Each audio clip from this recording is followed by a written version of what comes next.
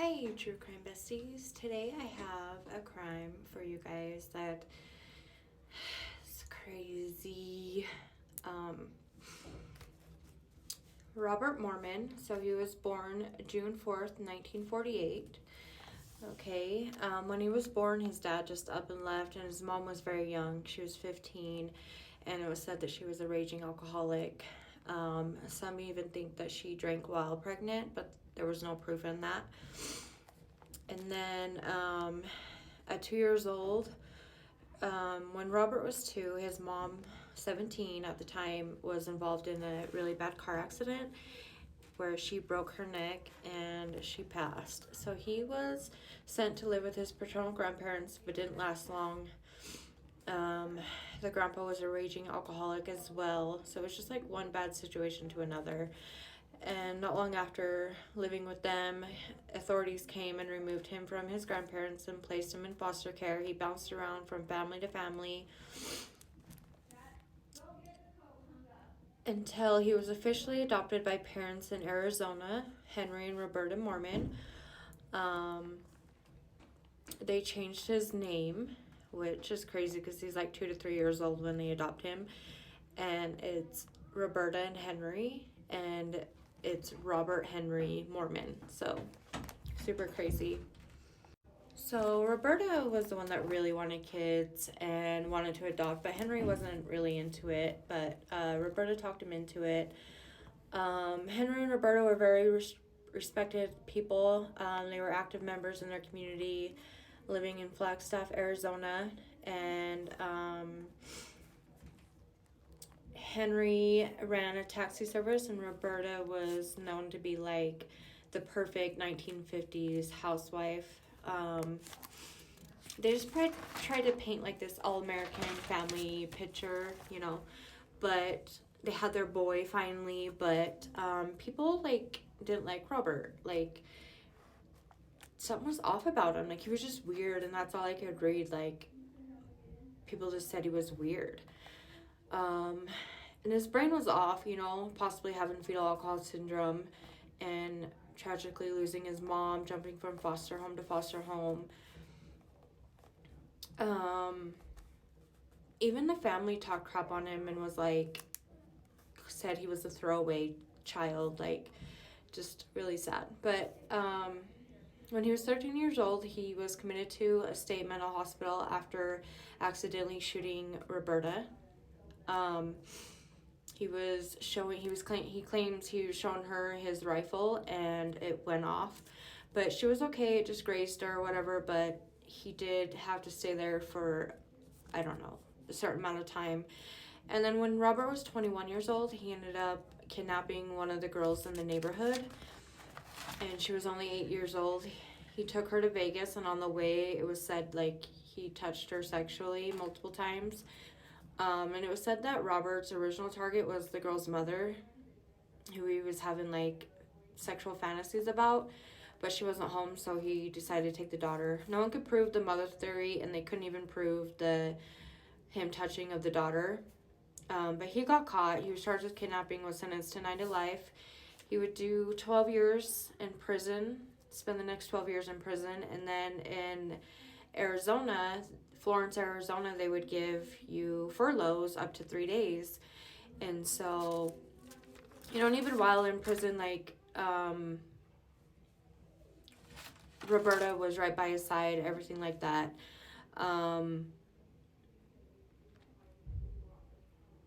Henry passed in 1967, so Henry's gone, and Roberta and Robert just, like, were joined at the hip. It says, like, just really creepy mother-son relationship.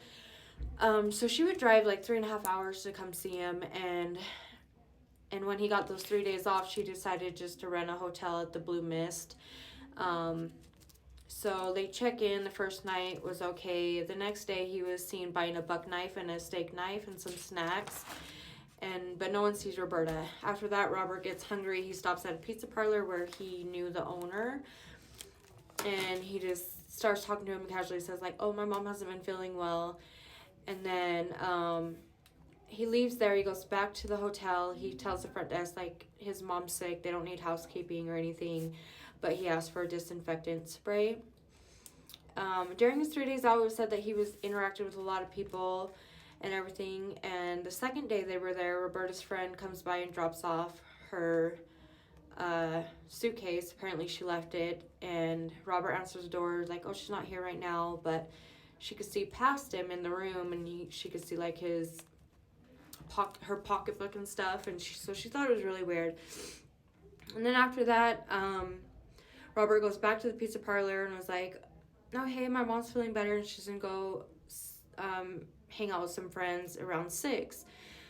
And also, while the friend was there, he asked if she would throw away some garbage bags, and he's like, they're pretty heavy, but will you throw these away? And then also he asked his friends if at the pizza parlor, if he'll help him throw away some cow guts. And the pizza parlor guy thought it was weird, so when he leaves, he called police. So police go out about 10:30 p.m. and Robert answers the door, tells him that his mom left to visit a friend, and he was like, thank God you guys are here. I'm so nervous she hasn't come back, and her meds are here, blah blah blah. Well, police leave, like what else can they do? Robert goes to the front desk and asks if he could throw away some stuff. So just really sloppy. And then he leaves the room, he goes back to his room, calls the lieutenant from the prison, and he's like, hey, I got some dog bones over here, for the prison dogs, if you want to come pick them up. And so when the cops get back to the office, they hear about that call to the lieutenant. So cops go back out there, and they go in this time, and the carpet's wet in the room, and they see blood splatter or whatever. And so they arrested him, and they were like, hey, we talked to your pizza guy friend, like, why you have some cow guts, like, what's up with that? And he tells his cousin gave him cow guts as a gift. And so, like, the police were like, keep an eye on this guy, whatever. And so Robert then goes out to use a payphone, and police are watching him, and then they stop him like, hey, do you want to sit in our car or whatever? And we'll wait for your mom together. And then while he's out in the car, the police go and search the room, and that's where they find blood and stuff. And they actually find a box of bones with flesh still on them. And so he gets arrested and everything. They had like 3 psychologists that testified that he suffered from pedophilia and just really weird like problems. And he tried to plea by insanity, but that was rejected. He also claimed that his mom sexually touched him, which I kind of believe. They had a weird relationship. It was kind of creepy, but we don't know. None of that was proven. And he did say, Robert said, I accept the responsibility for what happened that night. The only 2 people in that room were her and me, and I know I'm guilty of the crime. I wish I could go back and undo it, but I can't, end quote. Robert was the longest death row inmate in Arizona. He was executed in 2012, so 28 years. His last words were just apologies to the family, and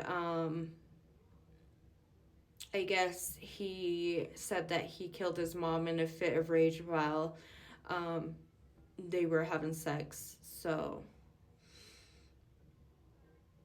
he says that he like blacked out, and he wakes up and vaguely remembers dismembering her. So he dismembers her, and obviously, she's in the garbage bags where the friend takes out for him. He, the bones were hers that the lieutenant picks up. Then they found bones in his room too, and her bra hanging with $500 attached to the bra, which is weird. But Florence, Arizona no longer does furloughs anymore, as you can imagine, because Robert ruined that for everybody. So thank you, Robert. But yeah, so very sad murder. I mean, it's sad he had a bad upbringing, but it's no excuse to murder.